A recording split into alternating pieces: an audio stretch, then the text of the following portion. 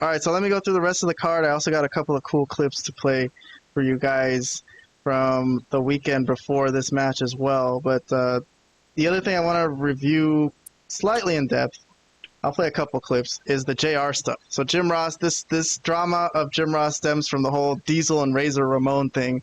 And Jim Ross has been rebellious. He brought in a fake Razor, a fake Diesel, and he's been, on the outs with Gorilla Monsoon, the president. So that's the drama that started there. So we've been covering that storyline, the fake Diesel, fake Razor storyline, and this stems from this. So I'll put a link to that playlist in the description that we've been covering the whole thing. But I want to start today on Livewire, again, Vlad, because they announced on there that Jim Ross has been taken off commentary. I don't know if you guys noticed that, but they made the announcement on the Livewire show. So this is where I found out for the first time.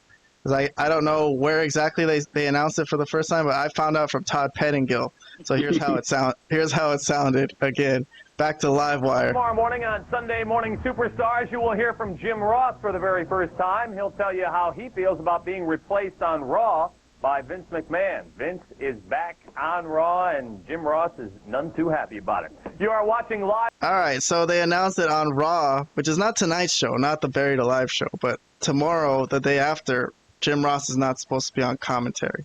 So we do get comments from JR on the Superstar show. So on the morning of, here's a comment from Jim Ross talking about complaining about Vince again during the Razor Ramon match. So hold on one second, guys.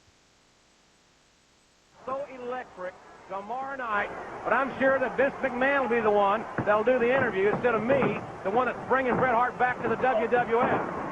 Then you can bet I won't be any talking. I'll be all action, Ross, when it comes to Hunter Hearst Helmsley. I can't wait to be sitting right there at ringside calling your match. I know the hold. McMahon hasn't learned a new hold in 25 years. Oh, what a move. Oh, my. I mean, Jim Ross, when I was in the ring wrestling, you never did the color commentary for one of my... All right. Sorry, as my dog is barking up a storm. But Laura, relax. All right. So there's JR lamenting that Vince McMahon is going to take his spot as lead commentator, and he's not going to stand for it. He says he's going to be there anyways, right? So when the pay-per-view starts, JR is on commentary, but all this is hanging over him, right? So that's why there's all this tension about it as the show starts, and it's a major angle throughout the pay-per-view. So I'll start playing a clip from the show opening, which we watched a second ago when Vince and King were talking up the Buried Alive match. So right when they cut to Jim Ross, his microphone's not working. And that sets off a storyline that goes off through the whole night where his mic isn't working. So let's play a little bit of this. Listen to it. Come on, have a mic. You guys got mics, I don't have a mic. What's wrong with your microphone? A number of things have already happened in the Free For All, ladies and gentlemen. Got a mic here. Take this mic. Well, I got a lot to say. As a matter of fact, we're ready to go. So this happens throughout the show continuously, where for some reason Jim Ross's microphone just doesn't work. It keeps cutting out. Here's another example. Are you going to see the pedigree? Is my mic working now or not? I can hear you fine. I can certainly hear you. And what about the fact again? Here's another one. I'm skipping around. I'm only going to play a couple of these. There was like a handful of them. I can't work here if my damn... Hey, please. We are having some audio difficulty with Mr. Ross's microphone. How come you... So this is during Stone Cold's match coming up again. So it surely seems like the production crew is fucking with JR because the microphone always works, right? Wait a minute, now are you working for McMahon or just... Nothing wrong with his microphone at all. What do you think about this, Vlad? Are they making this seem like they're screwing with him or what? Yeah, that's what I took from it. There's only his microphone didn't work. Lawler's and McMahon's worked just fine. So if there was an issue with the microphones, it would have been across the board. Is anybody? So, yeah, damn it! That's what I took. I can't work. Let's play attention. Arm drag takedown. Stone Cold Steve Austin asserting. All right, so JR gets increasingly frustrated as the night goes on, and let's see. Hey, Jim, you might want to contact Clarence Razor, because there may be some kind of lawsuit involved in this deal with you tonight. I'm beginning to agree with you. I think there's something fishy going on with your headset. Oh, there's something fishy going on. You being the technical advisor and all of that. All right, ladies and gentlemen, Owen Hart, along with... So Vince McMahon, there's the first snide comment he makes at Jim Ross. So he is in on this. So this is literally the first angle that we've covered that Vince McMahon is involved in. So he's involved in this angle now. He is fucking with Jim Ross. So That's Vince true. McMahon has officially entered the Malapert Smark Podcast lore as we are reviewing a Vince McMahon storyline here. Okay. So here's where it comes to a head, and I think Jim Ross is going to get frustrated after the third match of the night and head to the ring and cut a promo on Vince. Wait a minute. Sitting over here trying to do the very best job I can. Let's go back up to JR, who's in the ring. What is this? And McMahon he's got his butt kissers to turn my microphone off so I can't be heard on television. This guy right here. I'm not going to bore you or go into this story again of how he fired me twice and tried to ruin my life. I'm not going to go into that. But I am going to tell you one thing, that tomorrow night on Raw, thanks to good old JR, I'll guarantee you, I promise you, that Bret Hart is going to be live in Fort Wayne, Indiana. I promise you that. He's taking credit to bringing Bret Hart back to make an announcement. And it's not because he's coming back because you want him to come back. You didn't go to South Africa to talk to him. I went to South Africa. Right or wrong? Right or wrong? That's a yes or no for you. You were in South Africa, JR. Yes, you were. The issue is this. Tomorrow night, Bret Hart has got a lot to say. He said he was going to come back with a shovel because he's going to bury some people. Bret Hart has got a lot to say to you fans. He's got a lot to say to maybe Vince McMahon.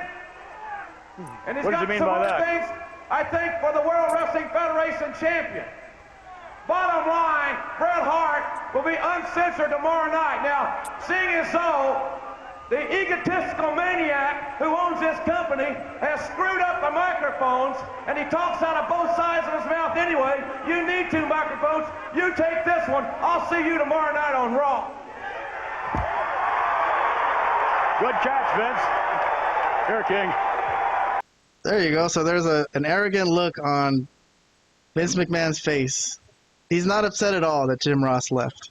So this is the story. Actually, was there one more thing that happened later on in the show? I think Jim Ross was in the back where there was an interview being conducted, and JR crashed. He crashed the interview with Psycho Sid.